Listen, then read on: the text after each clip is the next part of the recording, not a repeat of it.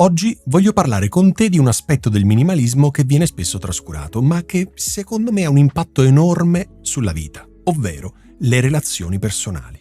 Sai, quando ho iniziato il mio percorso nel minimalismo, pensavo che questo riguardasse solo eliminare oggetti superflui o semplificare la casa. Però col tempo ho capito che il semplificare la vita va ben oltre il decluttering materiale. Significa anche liberare spazio emotivo e mentale per le persone che amiamo.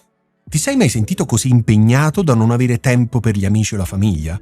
Tra lavoro, notifiche sul telefono, impegni sociali e mille altre cose, spesso le nostre relazioni finiscono in fondo alla lista delle priorità. Anch'io mi sentivo così. Ero sempre di corsa, con la testa piena di pensieri e le mie conversazioni erano spesso superficiali e frettolose. Un giorno mi sono reso conto che non stavo realmente connettendomi con quelle persone a cui tenevo e questo mi faceva sentire vuoto. Quindi ho deciso di applicare i principi del minimalismo anche alle mie relazioni. Ho iniziato a semplificare la mia agenda eliminando per esempio tutti gli impegni non essenziali. Ho imparato a dire di no, e questa è una cosa fondamentale, quando necessario, per poter dire sì alle cose che contano davvero. E questo mi ha permesso di avere più tempo ed energia da dedicare alle persone importanti della mia vita. Un esempio concreto? Ho smesso di accettare ogni invito a eventi o serate che non mi interessavano davvero. Invece ho iniziato a organizzare incontri più significativi con gli amici più cari, come cene intime oppure passeggiate all'aperto, dove potevamo parlare davvero e condividere esperienze. Ho anche ridotto le distrazioni tecnologiche. Quante volte ci troviamo a controllare il telefono mentre siamo con qualcuno?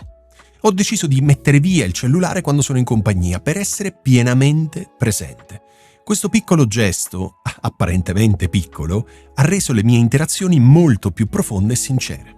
Un altro aspetto è stato riflettere sulle relazioni tossiche o superficiali. Ho capito che alcune connessioni non mi portavano né felicità né crescita personale e quindi liberarmi da queste mi ha permesso di focalizzarmi davvero sui rapporti autentici e nutritivi. Ma la cosa forse più importante è stata imparare ad ascoltare davvero. Non solo sentire le parole dell'altro, ma cercare di capire le emozioni e i bisogni che ci sono dietro. Questo ha rafforzato i miei legami e mi ha permesso di essere un amico, un partner e un familiare migliore. Il minimalismo mi ha anche insegnato che meno è spesso più, anche nelle relazioni. Non si tratta di avere centinaia o migliaia di conoscenti, ma di coltivare poche e preziose amicizie. Non è necessario riempire ogni silenzio con parole.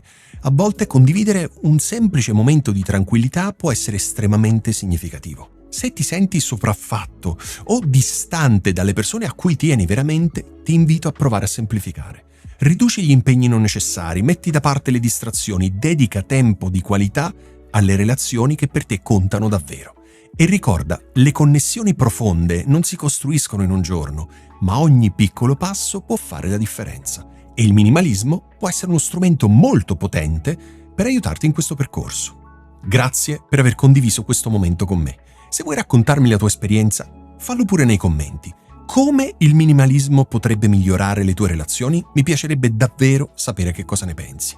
E a proposito, se pensi che questo video e in generale i miei video possano essere utili a qualcuno che conosci, suggerire il mio canale sarebbe per me un regalo davvero prezioso perché mi aiuteresti a far circolare queste idee e a raggiungere altre persone che potrebbero trarre beneficio dal minimalismo. Grazie.